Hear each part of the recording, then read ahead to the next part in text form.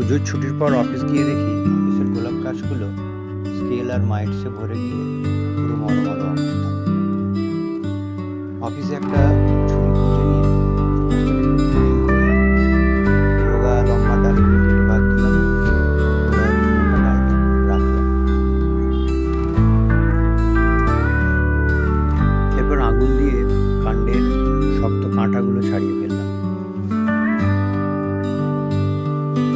দাঁত মাজার brush methylated স্পিরিটে ডুবিয়ে সেই ব্রাশ দিয়ে কাণ্ডটা ভালো করে ঘষে ঘষে স্কেলগুলো তুলে ফেললাম।